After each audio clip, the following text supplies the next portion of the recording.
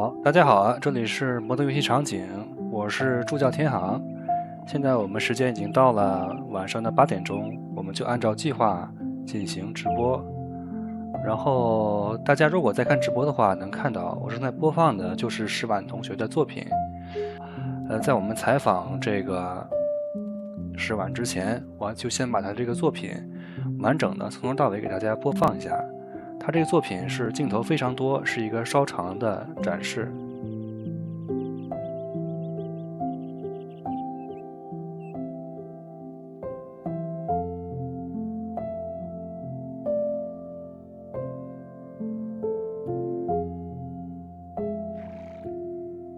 好，石婉同学这个作品我已经完整放完了，大家可以看到他的这个准备的镜头组数非常多，而且也可以看到他这里的动物动画梳理的也是比较好的情况。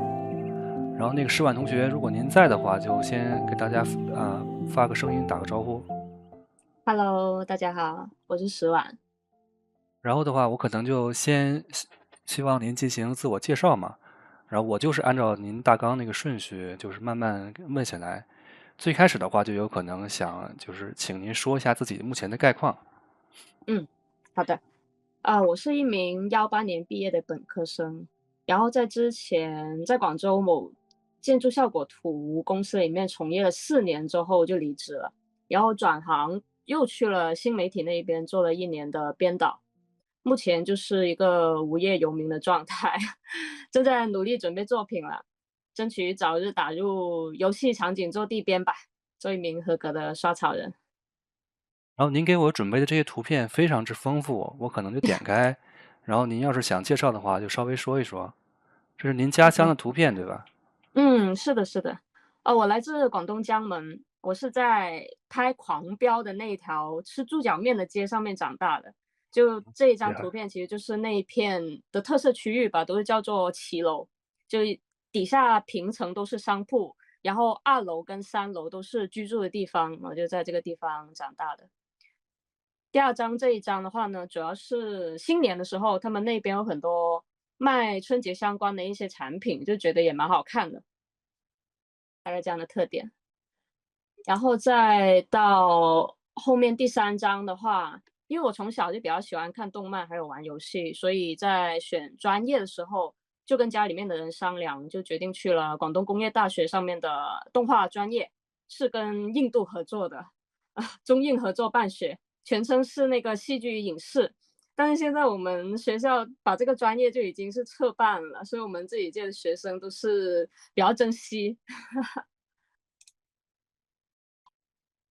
后面的话有2张，对，这一张的话就是我们那个韦洛尔学校，印度韦洛尔理工大学，就是跟我们学校合作的那一间印度大学，就是它的那个大门口。后面的那一张的话，就是宿舍里面拍到的那个场景，它中间的话还有一条那个火车的轨道，那时候去到的时候也觉得蛮有意思的，拍了很多真的拍了很多照片，不过现在就简单的放2张就可以了。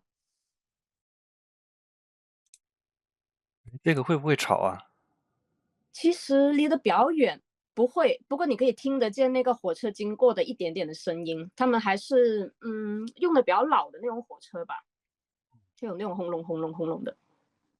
然后就是因为毕竟您现在是后面那工作和现在学的东西都是跟美术有些关系嘛，然后就想请你聊一聊，就是学习美术的经历，就是包括你在学校学习的那些工具啊、课程啊等等，然后你给大家都讲一讲。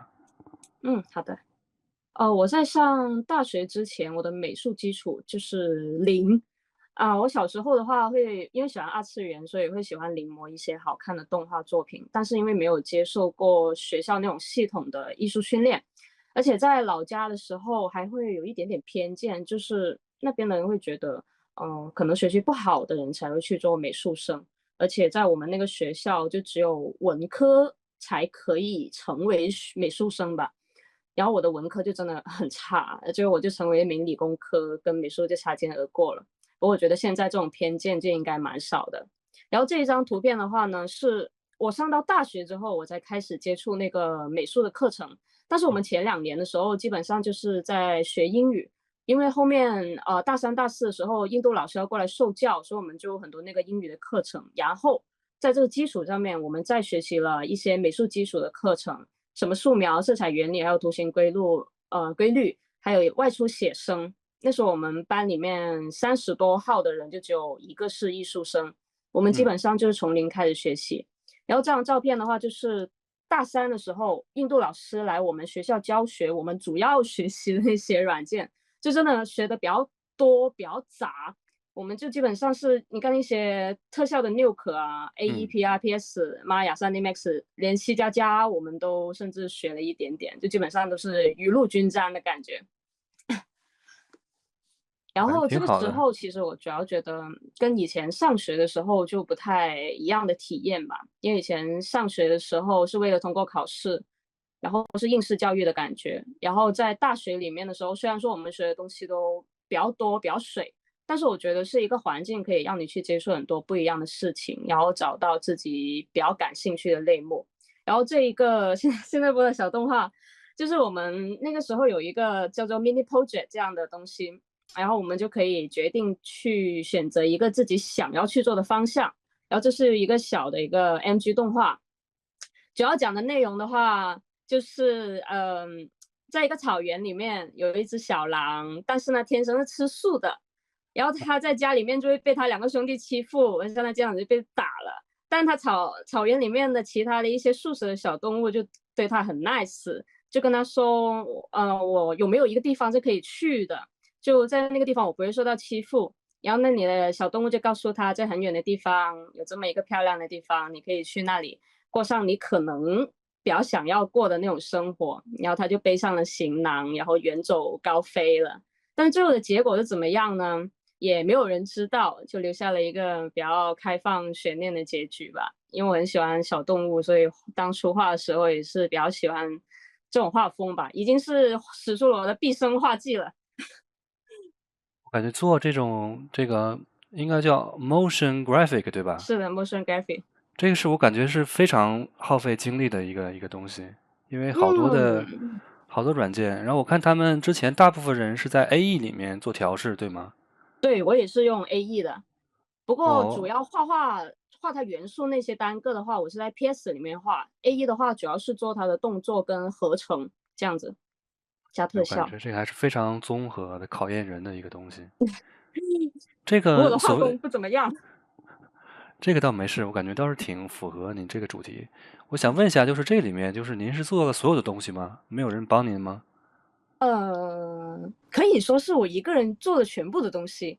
帮我的天！我的话可能是阶段性，我们印度老师会看一下你的进度怎么样，但是主要的工具上的学习其实也是靠自学比较多，就老师会教一些基础的功能这样子。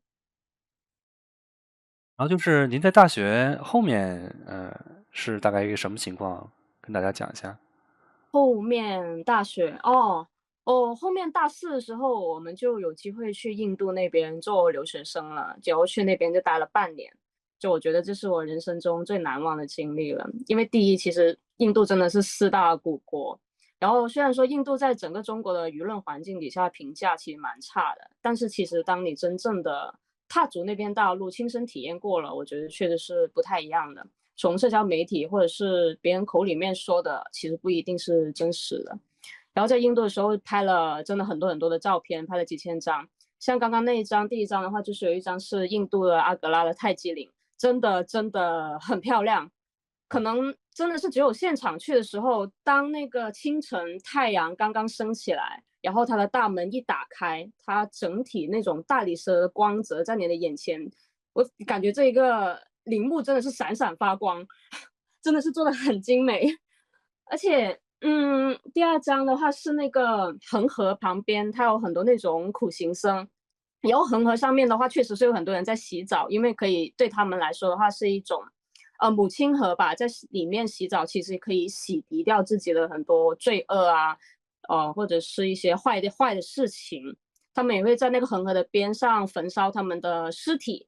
他们以前的话，其实会把他们焚烧完那个尸体的骨灰倒在那个河里面的，但是嗯，因为最近在整治，应该这种情况就少了很多。哦，然后第三章的话，对这一章的话，他们早上跟晚上都会在恒河旁边进行祭祀。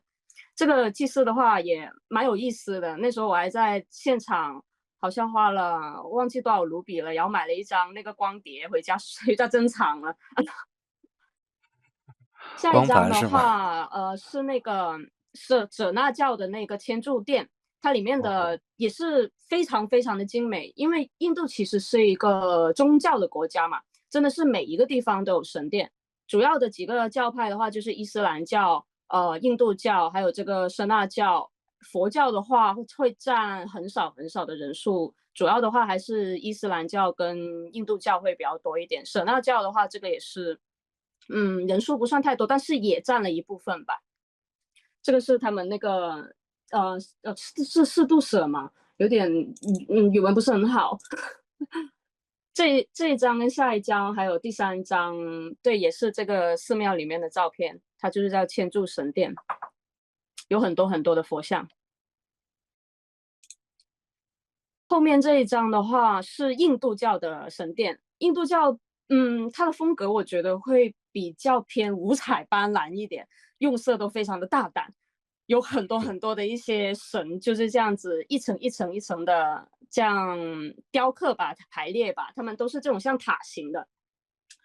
还有后面一张的话，就是他们现场祭祀的时候了，你会感觉到他们真的很虔诚，就真的是现场无数的人都在那里祭拜，真的是蛮震撼的。其实那个现场，感觉这个民俗好像没有中断过的感觉，一直有是吧？哦，这就是到了您这个公司的图片了，相当于。哦，是的，是的。那你就给我们讲一下，你在这个效果图公司待这么多年，你给大家讲一讲。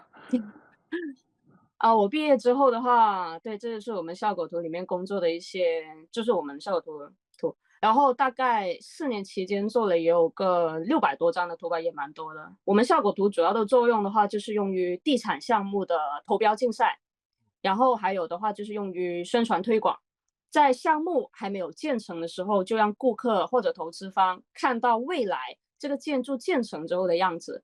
所以我们的任务的话，就是怎么样通过我们的美术手法，去更好的表达甲方项目的设计要点，营造他们商业的氛围，或者是他们住宅的氛围。然后我们一般呢是有专门的模型组去复原周边的那一些建筑环境的，他们会处理甲方那边给的很多模型，他们一般是用犀牛啊，或者是SketchUp 那些去做的。然后我的职能工作的话呢，就主要是负责调整材质，摆设那个场景的一些模型，还有灯光渲染，再加上后期的 PS 处理。如果要做动画的话呢，就可能还会用到 PR，会做那个后期的调色。所以基本的软件用到就是 3D Max，用卡罗拉渲染器，然后再加上 PS 跟 PR。然后这一张的话，就是我以前在公司里面分享的一个雪景的制作流程吧。这个主要的话也是想讲一下我们的工作流程。后面还有一张工作流程，对，这就是过一遍甲方的体制。最重要的，我们就是怎么去更好的满足甲方的需求，然后再表达理想的一个美术效果吧，大概这样子。然后在公司的话，也是做了有差不多4年吧。我的领导跟总监真的是对我比较好，就我也很感谢他们，工资也不错。但是工作强度确实是有点吃不消，有不少通宵工作的情况。而且最后一年的时候，身体长了一个囊肿，去体检的时候才发现的。然后再有我一个朋友在新媒体那边工作，就邀请我去他们那边。所以在这么多因素的影响下面，我就从效果图公司里面辞职了，然后再转行去了新媒体那边做编导。那边编导的工作内容，我应该在这边应该就没有放了。大概的内容的话，就是运营一个 B 站的账号，以中视频为主吧。从讨论选题到写稿或分镜，然后拍摄现场监督，再加上后期剪辑调色。我记得那个时候还有一期视频跑了10万播放呢，账号有几千粉丝。但是因为新媒体的话，它的节奏确实是比较快，而且它是比较追求变现的，所以 B 站那边的项目就砍掉了，我就自自然然的离职了。这是我的2份工作经历了。然后我就想问您，就是你这2份经历之后的话，就为何就是后面怎么发现摩登班以及就是为什么要来就是学习游戏场景相关的内容。嗯，其实在新媒体那一年的时间，我也在想自己到底想要做什么，做什么事情会让自己更感兴趣一点。在效果图工作的时候，也问过自己一个问题啊，可能有点夸张，就是你愿意在未来的10年里面一直做效果图吗？那时候问了我自己，也问了我的同事，那时候我的回答的话是可能不太行啊10年的时间都做效果图。所以在后面退出房地产公司，也感受了一波那个节奏很快的新媒体之后，我觉得我自己还是更喜欢做偏美术一点的技术类工种吧。而且我也比较喜欢玩游戏，就比起动画行业的话，我更想进入游戏行业。我想参与制作，就那种让大家都能沉浸其中的幻想世界那种感觉。然后发现摩登班的过程怎么发现的呢？其实当初我是不清楚游戏行业里面的很多细分的，所以我就在 B 站上面搜索了游戏岗位的关键词，对，就是这个。然后看到了摩登老师这一期关于这个岗位的介绍，然后后面我又看了那个祈愿大佬的分享，就这个 Boeing 拉布拉布拉，啊，对对对对。对，所以我是现在了解了岗位细分，知道了有3D 场景跟地边这种工种，然后我再联想到自己在房地产工作的流程，我觉得如果我想往游戏行业走的话，这个岗位会更适合我一点。而且在知道有这个岗位之后，怎么去更高效率的去做作品呢？我在自学跟报班的2个选择之中，我选择了报班，因为其实市面上有不少网课，我就决定选摩登老师的课。第一是我觉得摩登老师本人就在腾讯里面就职嘛，能够学到一线大厂的工作流程，我觉得这是很宝贵的。而且这套课程是全流程制作，对于我这种转行业经验为零的人来说的话，我觉得是一个比较好的选择。其次的话，我觉得摩登老师这套风格化的教程，他发布了很多学员作品，确实是非常优秀，值得学习了。我也看了很多学员的作品，我觉得在质量上面就先吸引了我，而且每周也会有点评，能够督促自己去制定目标，就顺利的完成作品。而且报课在做的时候遇到困难，你也有老师去帮忙解决，你的效率会更高，而且你也能够坚持的做下去。对，就是因为有的时候还是需要有一个人给您一些反馈。毕竟就是蒙老师这边他可能参与过的项目啊，不同美术风格都比较久，所以说他指导大家这个还是效率比较高一些。嗯。然后就是我看您给我发这些图片里面有挺多那个其他的艺术家的截图，你也给大家讲讲，你是比较喜欢他们的艺术风格，对吧？比方说这个 Taylor Smith 的话，他本身就是一个环境艺术家了，可以这样说。然后他自己本身其实也做了一些蛮多教程的，对，我感很多。觉他的场景给我就是丰富、生机活力，而且色彩非常的明亮，我觉得生命力就非常的好。而且他还有很多分享，我感觉明明大家用的是一样的软件，他就是做的比我好。对，我感觉他做东西感觉就好像毫不费力，然后很快就达到了他的一些效果。是的，感觉就随便搓两笔，就感觉这个东西就已经有那个形态在了，这就是非常强。功力吧。大家如果喜欢他的教程的话，他实际上是跟 Learn Square 的合作，上面它应该是有一套是给环境艺术家用的简单粒子效果的这么一套教程。他把就是环境艺术家常见的火呀、水呀、浪花呀这些东西，就是咱们怎么简单的去制作，讲了一套，大家有兴趣可以去了解，挺有趣的。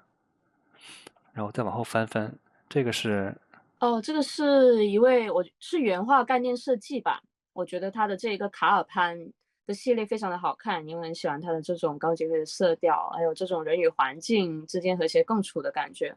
而且这个大佬他其实本身也非常的勤快，他在微博上面也会经常分享他很多收集的一些元素的图片。就我在 A 站上面也关注了他，对，微博上面也关注了他。他微博经常会说收集了某某某某图片，你可能有时候想要找素材的时候，在他的微博上面搜一搜，说不定他已经帮你收集好了。能力强又勤奋。然后下一位的话，啊，这一位是专门画柯基的，也可以这样说。他现在应该是一名动画师吧，真的，他是画的真的很可爱。不过他现在不在 A 站上面更新了，主要更新的地点的话是在 Instagram 跟 Facebook。我觉得他的整个作品的颜色就很明快，而且给人的感觉很温馨治愈。因为你看他的作品的时候，你看了看就笑了，他真的太可爱了。因为本身自己也有养狗，可能就有点感同身受。嗯。最后这一位的话，是一位来自波兰的大佬。我是觉得他的整一个作品，那些颜色运用的非常的细腻，就有种油画的那样的感觉。而且比起他前期的作品，他后面发的这些作品，感觉他的颜色上面用的就比较多样化了，但是你整个看起来都是比较舒服的，这也是我比较喜欢的一个作者吧。这几位也是都是让我比较深刻的。好，那就是终于咱们前奏已经说完了。是不是有点我们长，老师？不过挺好的，我非常希望能听到大家背后的这些故事，因为之前都听不到啊。之嗯，前仅仅能是的。看到您的作品这些。然嗯，后这个我我们先从您的选的这个原画的原画师，把他先介绍一下。我看他也是有 B 站。嗯。他有 B 站，也有 A 站。我看到他的那个简介是叠纸的签约作家。主要为什么选择他的这个作品呢？其实当初的话，我是选了有5、6张的，那几张的场景会大一点。然后，但是给老师看的时候呢，就把大的一些场景基本上都否决了，因为在有限的时间里面，全流程的课程就一定要考虑自己能不能够完成。所以当时选择的是老师在课上面分享的这一张原画，就是他的这一张。嗯。然后但是，它的这一张的原画的话，它的周边环境是没有完善的，所以我就借用了我们第二期学员小才同学的那个作品，我把我那个东西合成了一下，看一下能不能够大概做成这样的效果吧。当时是这样子想的，小才同学，对不起。没有关系，因为都是可以相互借鉴的。那嗯。个您正好是把这个原画是翻转了一下，然后用了一个新的背景，这样嗯，对吧？是的。也是给了一个我觉得这倾向。张原画比较好的地方的话，第一是我觉得它比较好看啦，因为背靠大树的一家小驿站，我觉得是让人有想象空间的。第二的话，从做作品的角度来看，它是一个单体建筑，场景就不会很大。我这种没有经验的人呢，是能够全流程完成的程度。第三呢，它这张原画上面刻画的建筑的细节其实是比较清晰完整的，材质也是能够一眼能够看出来，就减少了我们复刻的难度吧。所以我也比较推荐大家在选择原画的时候，就像摩登老师说的，第一一定要考虑自己能力能不能够完成，不做完的话，那你就浪费了你的时间。其次的话呢，你做的那个你还原那个原画细节刻画的够不够完整？如果是比较模糊的话，你又避免不了去大量的寻找参考，要去考虑每个部分什么样的构造吧。当然大佬的话，可能这些都不是问题啊。嗯，其实就是大家在做完第一个作品之后的话，如果开始做第二个，就会发现效率应该会提升非常多。然后这里的话，我看您是有各种各样的参考图片，你可以给大家稍微讲一讲。嗯。这是有项目的参考，这是纹理、植物纹理、瓦片的。您搜集的也是非常多的内容。嗯。主要的话，项目的这个参考的话，很多时候是参考一下它的周边环境。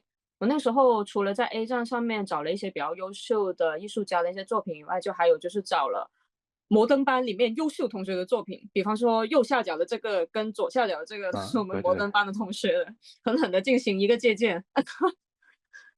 就看他们的环境大概是怎么做的。像右下角的这个，我记得是叫啊，这个信 很 L 二长。二二二二。对对对。对。它的这个场景是做的非常的丰富，我觉得它的环境是这很值得参考的，是这个样子。然后像后面其他的，像石头、瓦片、木板的话，就有摩登老师发的一些参考，就还有一些我自己平常做的时候在网上面找的参考吧。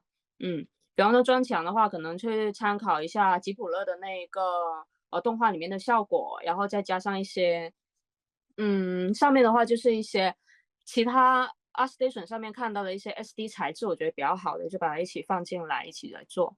植物这边的话，主要的参考对象是原神，原神上面找的蛮多参考的，都是在参考他们的植物。自己的话也做了 SD 上面也做了蛮多套的，但是后面被老师说了，你这几个树看起来都完全一样，然后后面又回炉重造了，然后才做到现在的这几棵树出来。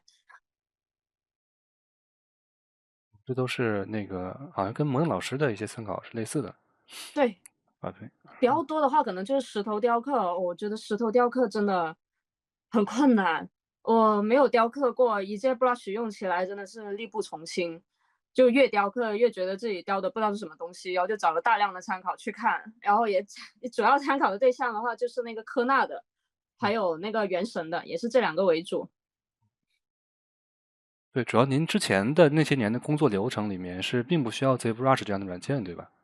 对的，在效果图里面的话，基本上就是从网上下资源下来，放到场景里面就可以了，不需要自己去做资产。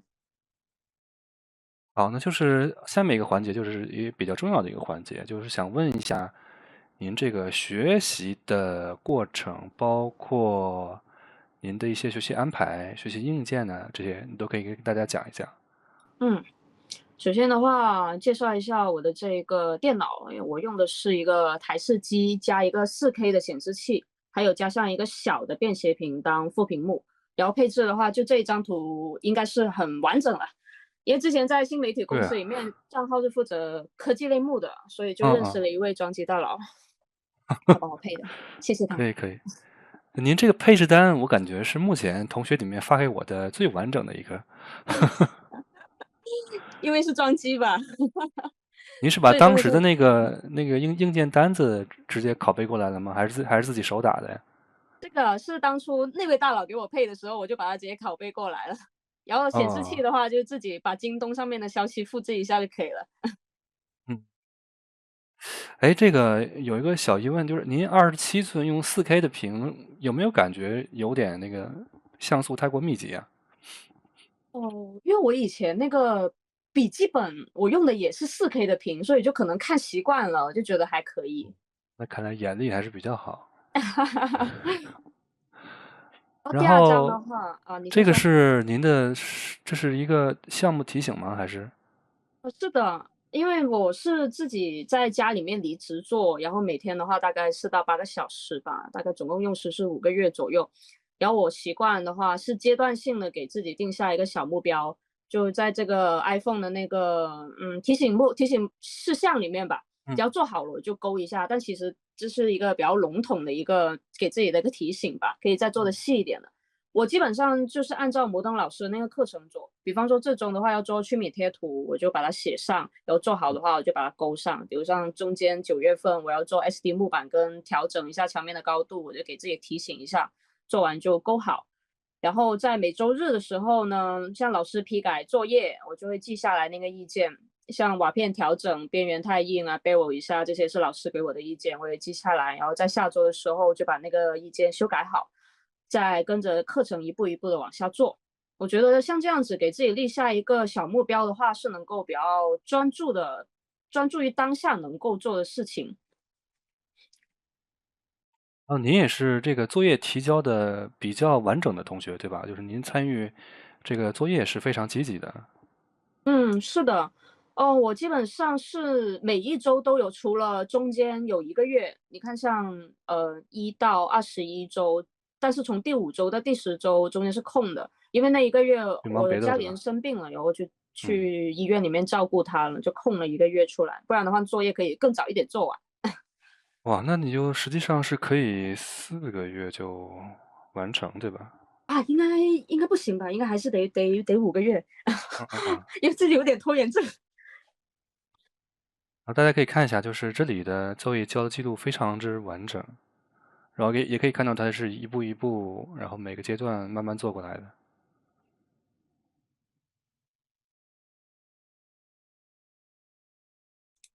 蛮棒的。我感觉就是大家如果要是有时间的话，尽量还是参与每一次的直播，这样能以比较快的节奏来完成这个作品。我就担心有的同学一旦有事情耽搁了，他有可能会后面会稍微慢一点点。然后就是我们终于要到了我们这次采访的核心的过程，也就是可能希望您就是讲一讲您的创作过程，然后包括就是从开头到白盒，再到这些建模，然后再到后面的这些纹理啊等等，都跟大家讲一讲。然后我在这边翻您的图片，配合您介绍。嗯，好的。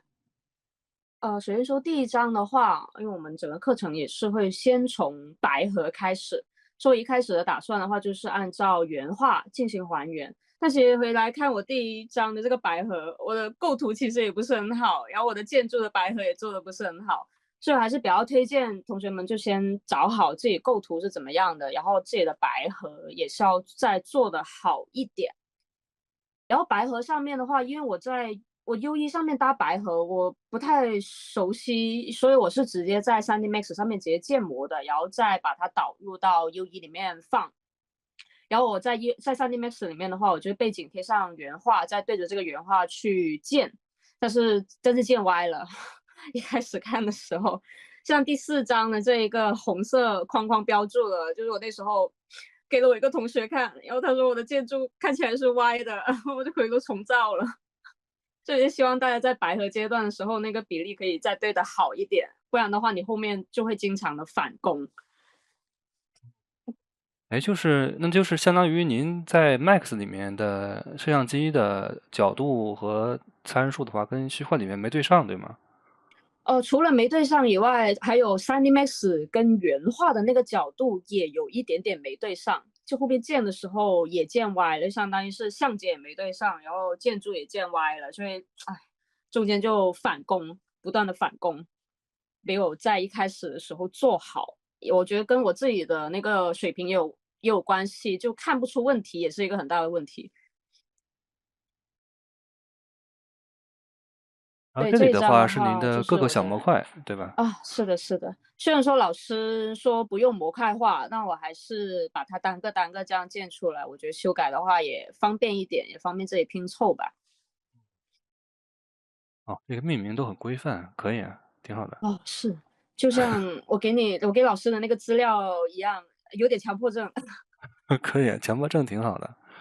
我记得之前在哪个群组里面看到有人在聊天嘛，然后有人就给一个作者发了一个留言还是邮件，说虽然你这个作品啊是免费放在网上供大家学习一个参考的，说但是呢，我不得不说你里面的这个目录太乱套了。说在我在白嫖你这个资源之后，我想修改和学习的时候发现非常混乱。说如果你要是有时间的话，可以把你这个免费资源再好好整理一下，再给我们。我感觉这样的说的好处太好了。就是，这样的好处就是大家如果在项目里面跟其他人合作的话，很规范嘛。这样的话，这个就大家合作也比较方便，因为很多时候不是您一个人在工作嘛。是的，这也是我以前工作的经验，一定要把它规范好，大家都会轻松一点。嗯然后这一张的话，就是后面做好了之后把它摆在一起看的了。现在看真的觉得还挺像那么一回事的。嗯，是。然后这里面就是感觉您石头的雕刻这个稍微差一些，其他的还挺好。是，石头真的，整个课程一大难点。嗯，是这个没有办法，只能是靠时间，没有捷径。只能慢慢的磨，慢慢的练，中间也返工了很多。然后像这一张的话，主要是想告诉大家，如果要涉及顶点绘制的话呢，点一定要留得够多。我之前做的时候就直接一个面中间一个点都没有，然后就刷不出啊来那个啊啊啊！顶点，后对面又回去重新对对对加了一下，才能够重新把它加回来，这样子吧，给大家一个小提醒。对，顶点绘制的话得多加四角面。嗯嗯。然后后面下一章的话，是我中间这个植被上面也是遇到了很大的问题，因为当时做植被的时候遇到了阴影的问题，在4-3.4这一章，对。然后那时候不知道为什么那个阴影就变得很奇怪、很细碎，但是我放到那个 UE4的时候是没有问题的，我甚至还新建了一个场景去看。然后后面嗯我也问了一下老师是怎么样的一个问题，但是也没有解决掉。后面我是在 B 站找到了一个 UP 主搬运的视频，一个大佬分享的一个风格化的教程，应该是下一章。对，这是它的那个节点的详情，看看哇，很长。再下一章4-3.6，对，这是它的那个视频的那个页面，我是参考了这一个视频里面做的那个，重新做了一个 shader 吧，才解决了那一个阴影变黑的那个问题。我后面才找到原因，就是因为它的那个光线追踪阴影那里，我不知道为什么打开了，在后面的第二章。你可能是不是觉得自己的硬件比较好啊，所以说就考虑开光追啊？我开光追是我忘记是之前在哪里看说可以提高画质，所以我就手贱把它给点开了。但是在风格化的时候开这个会出现问题，唉，但是真的解决了很久都没有解决掉，是重新做了shader才可以。当时是看了这一个比较蛮详细的，就讲解 UE 的在它的这个动态光照，我觉得大家可以去看一看，讲了很多，还有距离产阴影。对，就是这里。我现在的话，我也看到摩登老师他更新了那个 UE5的设置范例的分享，现在应该就没有同学会踩到这个坑了。对，就是越往后的话，实际上大家越方便嘛，因为大家嗯，前面的坑基本都踩遍了。所以说你现在如果来摩登班的话，就是这些介绍文档就比较全，就应该不会有类似的问题。对，没错，真的不要什么都看，什么都看可能会害了你。是有点这个问题。然后就是这张是您的所有的主要的纹理展示。嗯，SD 纹理的话，我也是跟着课程在做。我比较推荐的话呢，是先2倍速先过一遍老师的教程，理解一下老师的思路跟 SD 的运作逻辑大概是怎么样的。因为就算是老师或者是 A 站上面的那些大佬，其实中间也会掺杂不少返工的过程的。如果你只是从一开头你边看边抄的话，其实你很多时候只是复制而已，你没有很好的理解你自己为什么要这样子做。而且后面返工的时候，你又跟着返工，就真的很浪费时间。所以后面的 SD 教程我都是先过一遍，然后自己开始做。中间忘记了知识点的话，就再打开视频回去重新复习。而且因为 SD 跟 UE 之间的那个环境光照是不一样的，所以要经常嗯，对放到 UE 里面去反复对比。如果你觉得很麻烦的话呢，也可以在 UE 里面再加一些 multiply 啊，那些 power 那些节点去调节。我觉得也比对，较方便，在 U 里面调的话。但是这个就相当于，就因为您是相当于比较全面，而且你愿意去改那个 shader，所以说就可能方便一些。就大家如果要是说想方便调节的话，你有可能得在那个什么基本色呀、这个法线这些上面都加点自己的参数，把这些暴露出来。然后如果要是有个材质实例去调整的话，就有可能可以减少你在 SD 里面的这个工作的返工情况。嗯所以就是得比较考验人嘛，就是稍微综合一些。嗯。然后平常学习的话，我除了看摩登老师的课程，也会在网上面看一些大佬搬运的一些视频吧。对比方说像戏剧小说，它中间会有很多 SD 的教程搬运，所以大家也可以去看是，看别人它的那个教的搬运程是怎么样。量真的非常大。这个太努想当力了。想当年，就是我闲的时候，就我当时在做搬运的 UP 嘛，嗯然后就是他总是跟我搬运一样的东西。后来呢，就是我后来就是在摩登这边比较忙之后的话，我发现就是他把我想搬运的东西后边都基本搬运完了。已经就是在先你一步了。对对对，所以大家如果要是想那个获得一些这个翻译好的资料，可以考虑看 CD 小苏，在这里东西挺多的。然后是，对，您讲讲您这个就是一步一步这个就是迭代自己的作品的这个过程，可以跟大家讲一讲。我看您是相当于是最开始的阴影是比较重的情况，然后后来是把这个整个改的比较通透的感觉。老师可以退到上一步的那个文件夹，有个4-5的场景迭代。对，是这里。这里的话是这么多版的一个迭代。首先的话，这一张是原画，对，这个是第二张的话，就是我一开始白模时候的场景。现在大家可以看到是确实是初具规模了。然后后面再到对，老师你慢慢翻，就到第二章、那第三章，这个时候就开始刚刚好建完了模，也可以看到那个比例其实不是很对的。然后再到后面05的话，就开始就建得更多了一点，更全面了一点。然后再到06啊，把树周边环境简单的搭建了一下，然后这个时候应该还没有做曲敏的贴图。后面的这一张，对，这一张的话就已经把那个曲敏的贴图做好了，在木材那个材质上面贴上了初贴，但是这那个效果还，瓦片还没有做。这个木材的 然后 trimming 我感觉效果还挺好的。那个您之啊，前之前也是没做过 trimming 是吧？对，我没有做过曲敏，曲敏我也返工了好多次，因为一件 brush 真的用不好。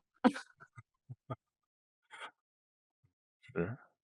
再到后面，哎，这是第几章了？应该再到第九章吧。第九章的时候就完成了 SD 的那个砖墙，然后瓦片也初贴好了，虽然说效果还是有点生硬，但是起码把它做出来了。然后再到后面这一章的话，哎，这一周好像没干什么啊，好像就重新做了一下那个地形，地形上面的材质把它做出来了，SD 的草地。这一周的话，然后再到下一周，下一周就把那个植被给它粗粗的做出来了，然后又被老师说了一顿，说这个草地放的太生硬了。然后再到这一张就是可以看得出来，它这些植被所有的阴影都是有问题的。那个时候也是被老师说了，去检查一下阴影，然后就发现这个阴影完全的不对，然后重新做了。然后真的这一张被老师狠狠的批了，说这个雪山为什么要放的那么近，真的很奇怪。哎呀，这个是用那个 Wall Creator 做的，那时候因为课程里面涉及到这个软件嘛，就自己嗯，想试着对，就做一下，学了就一定要用一下嘛，对吧？学了就一定要用上，对，也是这样想的。但不要什么都放，可能又会害了你。这个就感觉像用了一个特别那长焦的镜头在对照一个什么东西。是的，这镜头也不是很好，在这个路程之中，镜头也是一直在变。再到下一哎，章，这个这个背景镜头也变了，完全换了是吗？对，回炉重造了，狠狠的回炉重造。当然这一版的话，感觉就是那个植物摆的就还是不是很好，就在继续的调。就这个过程的话，就是不断的一步一步的去磨，去想怎么样让那个画面更好看，就不断的去调整。就中间就设计就是一直不断的返工，像天空也换了好几版，就前景要不要放东西也在想了好多回。啊，放只羊是吧？我就这样，哎，可爱呢。它这个虚幻引擎本身自带的这个就是这个模糊的效果啊，镜头 focus 这个还是有点问题，慎用啊，慎用。慎用。好的，老师。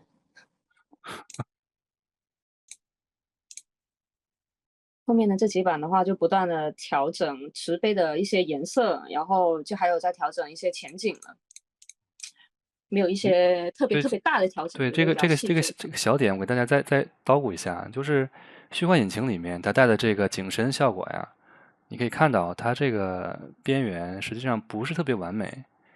因为大家如果要是追求这种高的这个素质的话，因为现在的引擎版本比较新了嘛，5.3了，它好像可以导出一张16比特的还是24比特的这个深度图，那个可以导出来。导出来之后的话，你可以到比方说像 Nuke 呀或者 Photoshop 里面去单独做它的这个景深，效果会比这个单独从引擎里面出来的效果要好一点。好，您继续。哦，好的，老师学到了。后面这几版的话，就主要在调整阴影，因为阴影的话，之前老师发给老师那边，老师反馈说阴影觉得很闷，所以就想办法去调整它。但是我觉得我自己调的其实还不是很好，就一拉那个 skyline 太亮了，又觉得压不住，但是呢，又把它压下来的话，又觉得很压抑。中间的话，我没有用很多的补光，其实这一步我就做的不好的，我应该多再重新的打一些光，补一些光的话，我觉得整个场景应该更好一点。再到后面的话，因为之前那只羊屁股太大了，我把它缩小了，感觉还是做小羊好一点。好，这就是最后的结果了。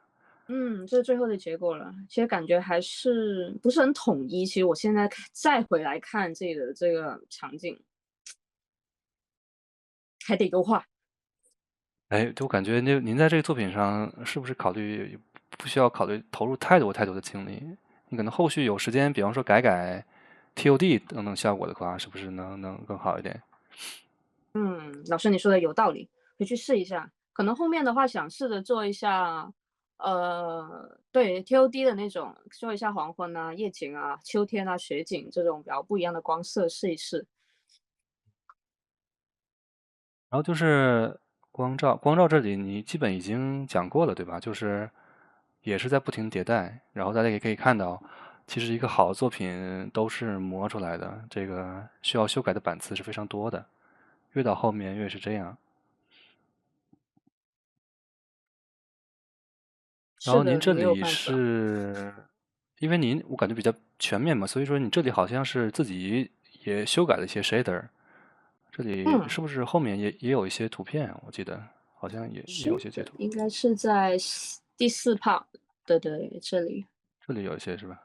这里的话，对，后面有一啊，这个植被的 是shader 吧。植被的，你相当于主要抄了一遍。是植被的 shader 跟顶点色的这个飘动吧，这是嗯，我在网上面看的教程去学习的。通过刷顶点色来控制你哪些部分是需要有风的，哪些部分是没有风的，大概就是这个主要用这两种比是较特殊。相当于用到了嗯您那个上面这些布料上了，对吗？嗯，是的，是的。啊，可以可以。然后就给我印象很深刻的就是你这里的用的动物群的特效，是我见过同学里面用的非常好的一个，或者说应该是最好的一个了。您这里能给大家稍微介绍一下，好的，好的，你找他们的谢谢老师。过程，调试他们的过程，因为这还嗯是很麻烦的，对于美术来说。嗯。在所有的这些动物，我都是从某宝上面买下来的，然后从别人的资产里面拿过来用的。但是它本身的话，就只有一个单独的一个嗯，动画模型嘛，你自己的话还是需要在那个 sequence 里面自己 K 帧的，就每一个的话就单独 K。我目前的话，应该是可以通过样条线去控制那个马群的走向的，但是我没有去再细一点的学习，我基本上就是手动的去 K 帧，马跟羊这一些动作都是去手动去 K 帧的，但是它本身是自带一个循环动画，比方说羊的话呢，有吃草，有走路，还有装死，就看你自己需要哪一种，就可以做一个循环动画 K 一个帧。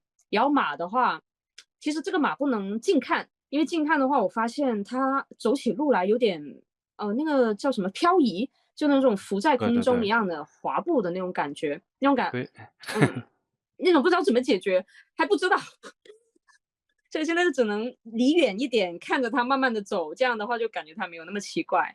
我后面看到有同学在底下留言说，可能马在原地吃草比较好，我觉得也有可能，还是让它别走了。啊，那我目前感觉挺震撼的，就是一群马冲你走过来，不仔细看的话，我感觉离远的时候是看不清它那个脚在漂移的，嗯，在我也是空中因为离滑步。远了看还行，所以就决定继续用下去。嗯，还有像鸟的话，鸟的话可能不太看得出来，在屋顶上面其实是有一啊，群鸟在上面有一群鸟。站着的，对的，比较小。还有一群鸟是有一个像样条线一样的椭圆，它会在围着这个样条线飞。然后还有左下角的话，也会有一只小鸟站在那个石头那里做一点点点缀吧。因为我确实本人还蛮喜欢小动物的，所以我就想要这个场景上面充满了生机那样的感觉。就像我画的那个海报里面，我会画一些喵喵啊、小狼啊，那个公啊，告板那个地方，对，我记得您那很喜欢画小动个物。鸟群动画那个鸟群炸开那个效果还是挺棒的，我看是在哪个里能看到啊？这张好像就可以看到，就是大家可以看到它这个突然从屋顶上飞出来，我感觉做的还挺好的。嗯，我感觉屋顶飞出来的那个，前几应该是上2个星期那位唐同学的嗯嗯，那个鸟群炸开，我也觉得非常的棒。但是这个大家怎么说呢？这个就很耽误您时间。就是你要是有时间的话，还是先像石板这样，先把这个美术效果做好之后，如果还有余力的情况下，可以去做这些更深入的东西。这样，因为这个毕对的，竟还是需要大家用很多时间这嗯，样子。然后还是很我看麻烦的，这一些后面资产要是重新一个一个去调整。渲染的时候出问题了吗？这个，哦，这个是最终竞争跟动画的时候，因为那个时候用U1自带的那个，不知道为什么炫出来就只有一个很小的窗口，而且它是游戏模式，我可以在这个窗口里面走来走去，它没有渲染我的相机，我不知道它怎么了。后面我也没有找到解决方法，但是我是单独用了那个 MRQ，就重新用另外一种渲染方式才把它解决了。就原生 U1自带的那个出现了问题，也耽误了不少时间，因为第二天就要提交了。吓得我马我天上的去找了老师。，OK OK，啊，这样，嗯，你相当于是不是把它的这个默认关卡里面的游戏模式给改了，改成第三人称了？没有，我去检查过，它那个设置里面的话还是不是那个第三人称，我选的是默认，啊，这样子。然后 MLQ 还是比较好的一个工具了，反正。嗯，诶，MRQ 它不会出错，我觉得它就很好了。哎，您这个渲染里面用到了瓦片渲染吗？还是说就是正常的渲染？你可能显卡足够好吧？我是用的单独的一帧一帧炫出来，然后再用 PR 去整合的。您说的是这个意思吗？啊，我指的是，因为有的人显卡不够好的话，他需要把这个一张4K 的图拆成4张图，然后瓦片渲染。您好像没有用，对哦，吧？那种瓦片渲染，哦，我没有使用，我就用它正常的渲对染。对，因为你显卡足够好。对对对，嗯，还行，二手的。嗯。然后就是可能想请您总结一些自己就是学习这个过程中的一些经验啊，或者是印象比较深的地方，可以跟大家讲一讲。嗯，我觉得整个学习的过程当中呢，因为学新的东西真的很开心，就痛并快乐着，就会因为自己做的不好而难过，但是也会因为自己能够做得出来很开心。我觉得这5个月是真的非常充实的，就真心的感谢老师们的帮助，也会觉得自己能够坚持做下来的话，就时间真的过得很快。就也希望买了课程的大家呢，能够坚持的学习，就不要害怕时间久了，老师就不回复了。其实整个周期还是蛮长的，只不过我因为是离职在家做，所以做的时间会比较多一点。第二个部分的话，我觉得课程里面比较重要的话，就是一开始的白模搭建跟构图设计。因为在你的白模阶段做得更完善一点、细致一点的话，是确实能够避免返工的。我是属于那种返工比较多的同学，不要学我。像一些优秀的同学们的话，白模搭建的时候就已经非常好看了。然后还有的话，像我这一张原画，它的周边环境是没有的，所以一定要找好参考，一定要想好自己的构图是怎么样的，打开自己的格局。多看一下优秀场景是怎么样的，多看多试才能够找到更好的解决方案。然后第三点的话，我觉得在软件的使用上面，就除了跟随摩登老师本身的一个课程以外，自己也可以多去看看 B 站或者是油管上面比较优秀的大佬发的一些教程。比如说 SpeedTree 的教程的话，我之前在 B 站上面看到一个还蛮好的，是讲了一个蛮系统的一个 SpeedTree 的一个讲哎，解吧。稍等，您就那个，好像给我截图了，我去给大家放一下，是不是给我嗯，截图了？啊，这个，我给你截图在第5行。啊，是的，这个新概念 Speed 去学习宝典，这个会比较有意思。它会从 Speed 去的这一个软件很多原理开始讲起，就它是为什么有这个节点，这个节点是什么意思，它代表的那个内容是什么，它生长出的效果是怎么样的。我觉得这一个教程是讲的比较全面的，所以对 Speed 去有兴趣的同学的话，可以去看一下。大家可以搜它的名字 CG 研究僧侣的僧。嗯。然后在到课程里面，我觉得比较难忘的话，就是一些 brush 的雕刻。哦，像对5-1.2的这个的话，我的这个缺米贴图其实是反了蛮多版的。像下面2版的话，就是被丢弃掉的内容，因为我本人真的是没有雕刻的经验，一开始上手真的蛮困难的。但是你在这其实缺米贴图的这个木板，在你的那个场景里面，因为离得很远，远距离的话，其实看得不太清楚的。所以是建议同学们不要纠结在一个地方，还是那句话，就先完成再完美。课程很长，涉及的内容也很多，我觉得是先把进度提上来会比较好。最后在趋美贴图上面，老师也是叫我不要再纠结了，我就做完好，了最后的第一章的这个版本之后，我就继续的把进度往下推进了。还有的话，我觉得石头也是非常非常的难雕刻，唉，这部分也是很难忘，因为也是返工了很多次。其实现在就像老师说的，这个石头，我觉得就只能说像个石头而已，其实还是有很多问题的，就雕的不是很好。但是我觉得目前应该够用了。嗯，对，因为毕竟它在你这个最终效果里面没有起到那个太多的拉的作用，整体的感觉还挺好的。嗯，幸好。感觉自己比较难忘的内容的话，还有就是 SD 吧。我觉得 SD 这个软件，我是第一次接触，通过这个课程，我觉得真的非常好用，真的很推荐大家去学习这个软件去做贴图。这种节点式的程序纹理，我觉得很多东西是可以可控的，不管是形状还是颜色，修改起来的话真的是很方便。就像这一张图里面的中间这两个砖墙其实都是同一个文件修改起来的，就真的是很快的就能够达到你想要的效果。在原有就已经做好的一个基础上面，你再去改它同类型的，就真的非常快。另外也是因为现在的游戏规模变大了，然后很多的时候场景的规模也很大，所以说传统工作流程里面可能就是那样的纹理数量太多了，所以大家就不得不开始更多的用 trimming，更多的用这个四方连续贴图。所以说这个 SD 感觉是为这样的工作流程，助力很大。所以说有时间的话，还是考虑大家学一下。嗯，能够提高你的效率。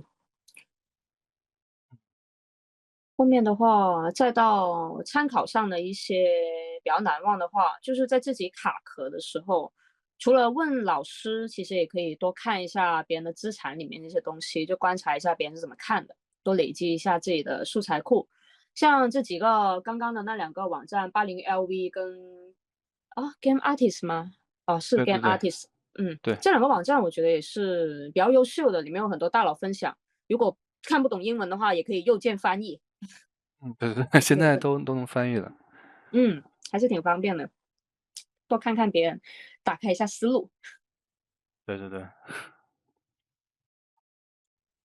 然后再到后期光色的话，80LV 的上一张有一张黑白对比，对，这一张的话，我觉得后期光色调整上面也是比较难忘的，因为真的调了很多很多很多很多版，就比较推荐大家可以在 Pure Reference 上面打开一下那个灰度模式，多嗯嗯，跟优秀的作品跟自己的作品做对比吧。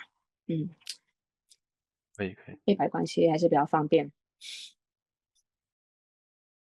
然后就是您目前的，想问一下您目前的这个规划等等，后续要做些什么事情，可以跟大家讲一讲。嗯。因为我目前是社招转行嘛，我觉得难度确实是比较大的，所以目前的话就对，想，先做一下多几个光色，练习一下我的美术。后面的话，我是想做一个能够跑图的作品的，因为感觉在面对公司有这方面的需求的时候，也能够提高一下自己的竞争力。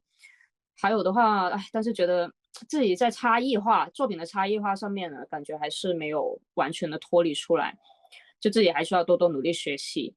自己也很想报名腾飞老师的高级地编班，但是没有钱了。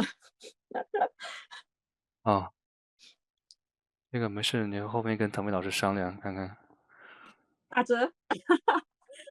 对啊，看给你一个特殊的老学员的优惠。谢谢老师。然后就是，我感觉您这个学习的过程，然后还是挺有典型性，然后我感觉也有挺多跟您经历相对类似的同学。你看你对其他同学有没有一些什么建议？嗯。对于其他同学建议的话，对大众来说的话，首先是关于你的目标。我觉得就是你现在能不能热爱你目前所做的东西，享受其中，或者说你可能还不知道自己喜欢什么，但可能会知道自己讨厌什么。我觉得成长的过程也是不断了解自己的过程吧。也希望各位同学能够早一点找到自己喜欢的事情。虽然说把兴趣爱好当成职业的终究是少数人，但是能够有一项兴趣跟爱好的话，是能够提供一个情绪价值，去让你度过一个很漫长的一个岁月的。我自己的话，也是在工作的时候慢慢了解自己，在学校的时候，其实对很多事情会没有概念、没有想法，也没有说什么喜欢的，就感觉都可以。所以在毕业的时候也没有考虑清楚未来的道路或者规划，但是我也是不会后悔的，因为只有你自己能够对你自己所做的决定负责。所以对于像我这种无业转行的朋友，第一，一定要考虑清楚你的钱够不够自己支持这段时间，还有的话，尽量在有工作的情况去准备自己的作品。毕竟如果连饭都吃不上的话，还谈什么喜欢呢？先满足自己的温饱先。第二个的话，我觉得就是一个坚持的问题。因为其实你会发现，你如果能够坚持把一个课程学习完下来，其实你已经超越了不少的同学。就希望大对对，家能够沉下心来，因为饭是一口一口吃，路也是一步步走。就闻道有先后，术业有专攻，不是已，是吧？关于学习中的建议的话呢，就像刚刚分享所说的，比较推荐阶段性的设置一个小目标，也不要太大，因为小目标的话能够让你关注当下，你完成目标的话，其实也可以让自己有一定的成就感，就能够帮助你更好的去坚持。像还有的话就是像一开始的白盒阶段跟构图，这个也是说了蛮多次的，就真的可以再细化的好一点。像之前那个高级裂变班的那个 IF Winter 20，他的白盒啊，真的搭的很好。对，就是这位同学他搭的很好，他的整个构成关系跟黑白关系，其实在他搭白盒的时候就已经初具规模了，基本上跟最后的效果是差不了多少的，是真的很值得学习的一个案例，大家可以去看看他。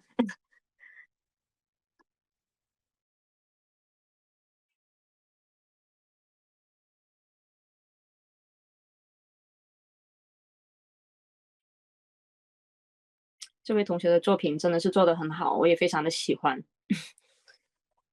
对，他感觉确实跟其他人的不太一样。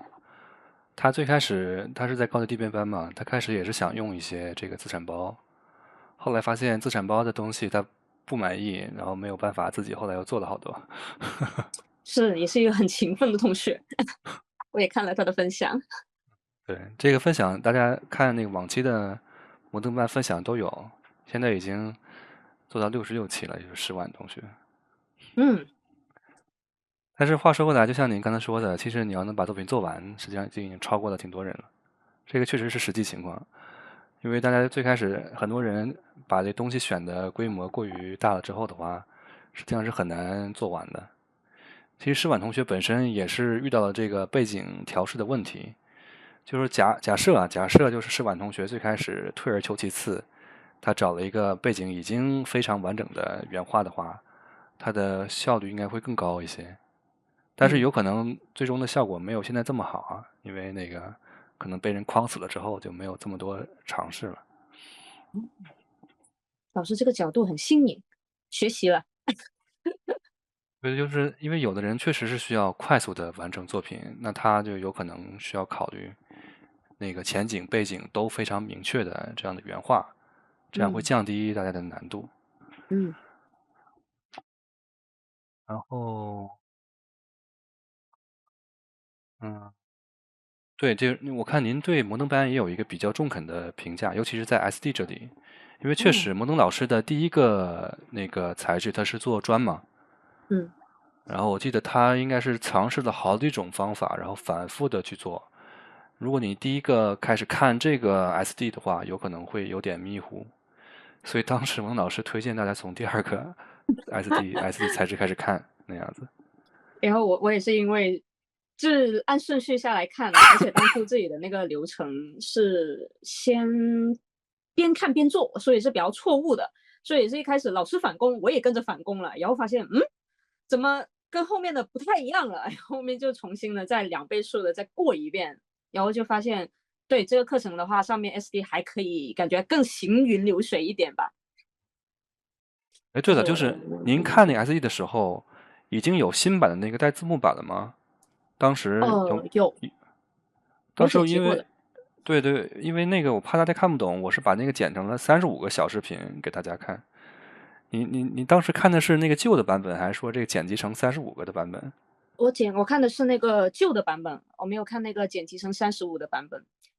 其实要看35那个，实际上会稍微思路清晰一些。我把它反攻地方给去掉了。哦，我是直接看的全的那个。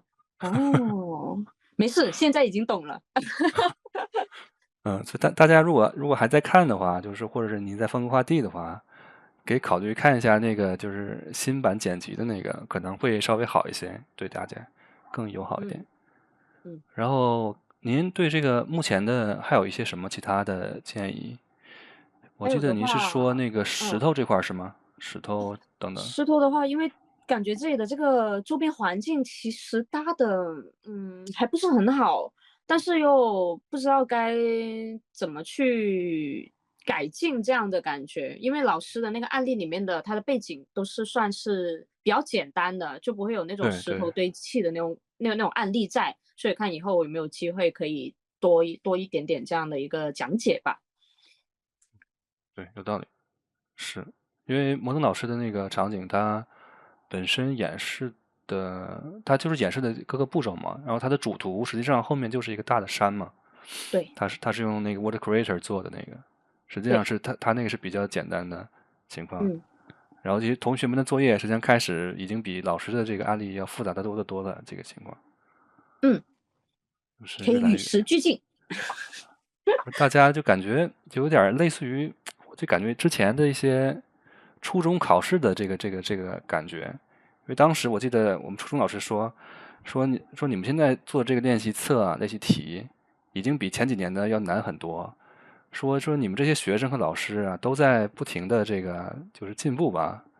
然后以前的一些题发现已经对你们来说太简单了，所以我们没有办法，就只好把考试改得越来越难。哦，坏了，现在小学生好难啊，幸好我已经毕业了。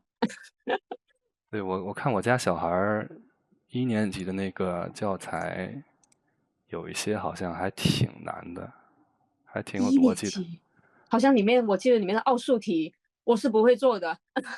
他们的数学，他们数学那个感觉现在学的好像比我们小时候要复杂一些，嗯，挺有逻辑的。然后对，那个我看看在看直播的同学，不好意思，在看直播的同学，就是你们对这个施婉同学的这个作品啊，或者是对摩登班有一些什么问题都可以问，然后就趁他还在，你看他可以给大家解答一些问题。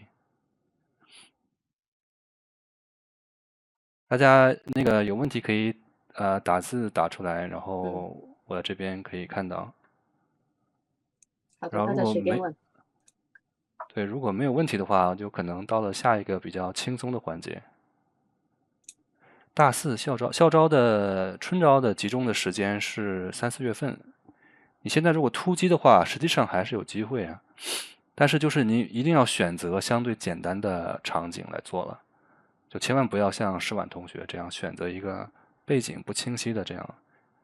因为那个如果您这个建模能力还可以的情况下，然后您又是全职在学习，有可能可以在最快8周到12周之间就能做得好一些。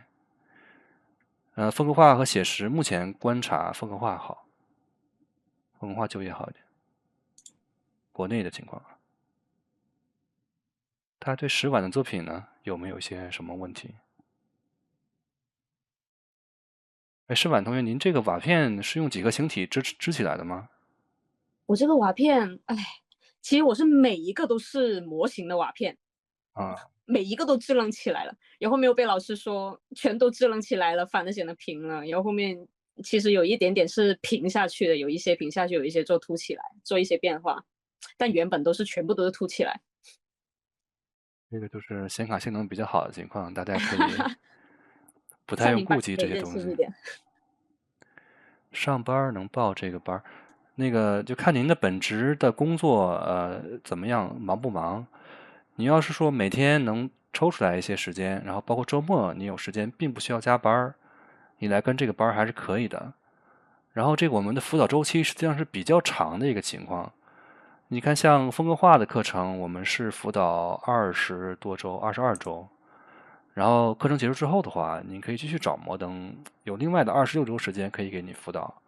所以实际上，在摩登班这边报班给你辅导的周期是40多周，将近1年时间了。这样就是你最好是能有一个比较稳定的下班时间，每天能抽出这么1-2个小时来。然后比方说你每天抽出1-2个小时来，能看一下本周应该看的这个内容，然后用周末突击来做本周作业的情况下，你有可能能正好跟着课程本身完成。这样，但是就是如果是大学生的话，就是大家就要全力以赴的去快速的做。因为您如果是大学生的话，您有一个像诗晚这样的作品作为去参加校招的那个感觉已经很好了。就是你要是能像诗晚这样做出来一个，但是如果是社招的话，诗晚这一个可能就不够的，所以他要继续积累作品。嗯，大家还有什么问题？然后没有问题的话，我可能就要往下进行，就是讲讲他喜欢玩的游戏等等了。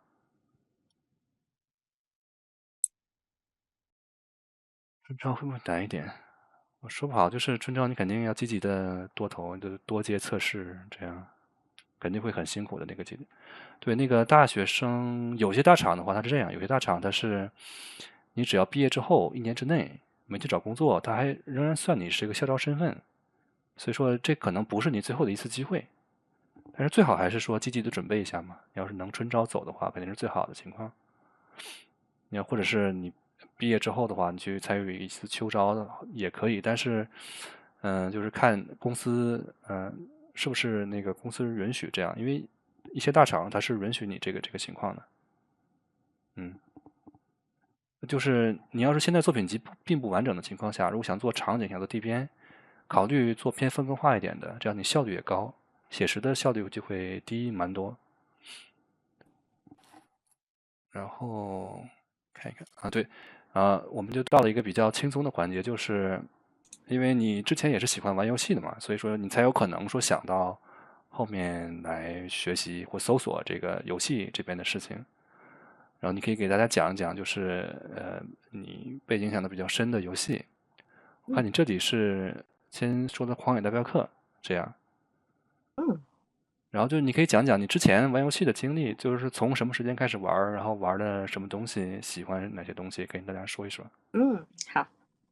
因为其实我小时候，我爸爸他就喜欢玩那个英雄萨姆，就拿机枪哒哒哒哒哒哒的那个游戏。然后后面他自己玩 CS 的时候，就带上了我去玩 CS，然后我才接触了游戏。所以我觉得我是被我哦，爸带进来游戏的。后面再长大一点点的时候呢，我自己的话会比较喜欢玩 RTS 类的，像帝国时代啊、魔兽争霸啊，还有红警，我可能还少玩一点点。我比较喜欢玩帝国时代，我现在都还在玩帝国时代2。但是之后呢，我工作之后，我就真的比较少玩游戏了。我更喜欢看别人玩游戏，就变成了一个云游戏玩家。就我觉得看别人受苦也很开心。我自己现在玩的话就比较杂，像原神我也玩，荒野大镖客我也玩，还有很多一些小游戏，像以撒的结合啊那些我都玩。先讲原神的话，我觉得原神的那个场景，我觉得确实是觉得比较优秀的。它从蒙德开始，那个中世纪欧洲，再到里约的这种中国大城市，再到须弥这种异国风情的大森林，我觉得这些都是做的比较优秀的。像这边参考的应该是张家界吧，那个三体。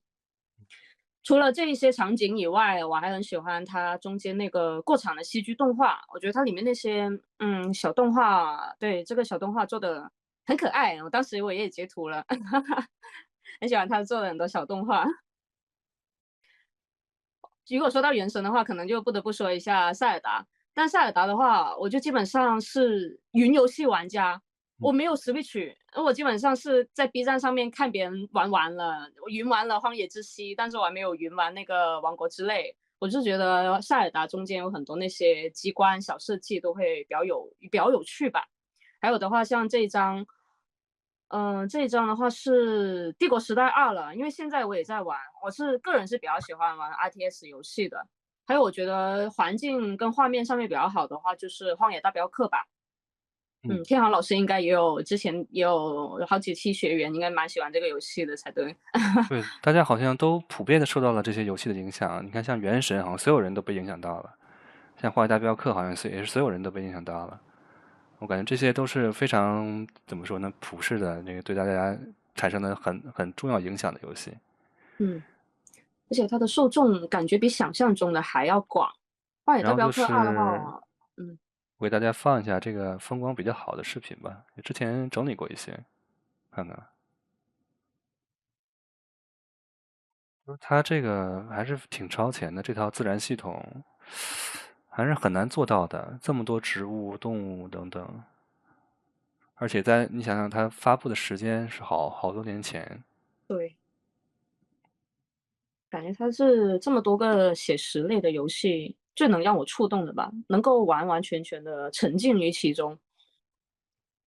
但是大家现在可以等 GTA 6了，嗯，只需要等2年嘛，对吧？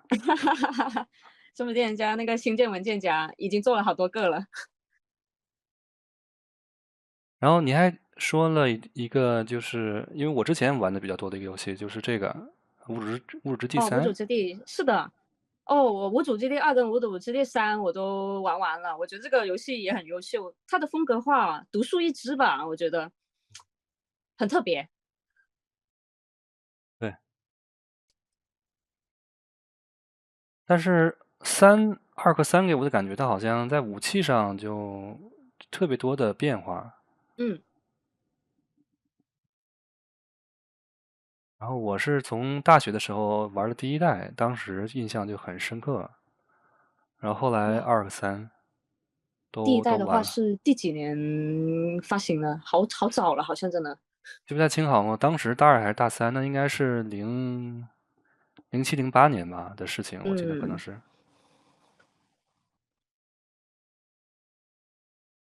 然后就是像您玩这些 RTS 的话，我感觉还受您父亲影响比较大吧？这些他其实自己的话更喜欢玩 CS 那种射击类的游戏。哦，我也不知就感觉道为什么我也喜欢玩 RTS，我还喜欢玩那种群星啊，还有什么像那个十字军之王三，我也蛮喜欢玩的。哇，那个好累的呀。哦，那这种还蛮耗时间的，所以我现在其实都少玩了很多，因为一玩就停不下来。那你是之前在效果图公司的时候应该没有时间吧？这后来是不是反倒好一点？我是在大学的时候玩的比较疯一点，我真的上了效果图之后，我可能玩的都是那些小游戏啊，就像后面写的，像缺氧、以撒的啊，结合这种类型的独立游戏吧，偏独立游戏一点点这种小游戏，想玩的时候就拿起来玩。像以撒的话，这种 roguelike 的游戏的话，我觉得就比较轻松，而且会玩起来更爽一点，随机性很强。以撒的结合，对，我后来工作特别累的时候，我也是经常玩一款 roguelike 游戏，那个应该叫 Nuclear Crown 吧，就是不停的循环，然后打一个关卡，但关卡每次都有一点小变化那样，那确实比较适合打工人释放压力。对，然后这款游戏我也玩了一些，哦，但我玩的不太好，我总是那屎和尿就是处然后理不好，就挂了。处理不好，让大家都得病，然后氧气不够的话，他都憋死。这个对，这个还挺有难度的，要看攻略，是挺难的，对对对。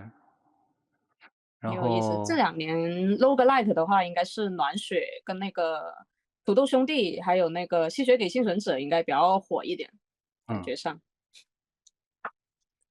对这个我感觉可能这个我就是感觉这种游戏类型的现在的存在和流行的话，就跟大家的工作和生活方式还是有关系。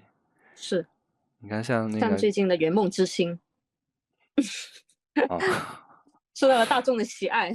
嗯，我我对对对。我整个家里面的舍友都在玩那个游戏，因为很轻松。对，大家开始就不像以前那么严肃的就对待这个事情，可能需要更放松的感觉了。嗯，然后有一个同学留言说，《王国之泪》的存档丢了之后，就开始直接专心学习了。哈哈哈哈。这个也挺好的，感觉有点悲伤的感觉。那个大家对石婉同学还有没有什么其他的问题？如果没有的话，可能就结束今天采访。然后这也是一个非常长的一个采访。因为很多时候的话，就是这些普通同学来聊天，可能就简单的介绍完之后的话，可能就40-50分钟。然后像石网这些的石婉同学这样的比较健谈的，而且经历很丰富、很有趣的同学，可以给我们带来这个1个半小时的时间的采访。然后我看大家暂时没有问题，那个就是本次采访也会尽快的剪辑出来，大家很快就能在摩登游戏场景的 B 站上看到。然后也就是感谢今天石婉同学接受采访，然后辛苦了，然后大家再见。嗯。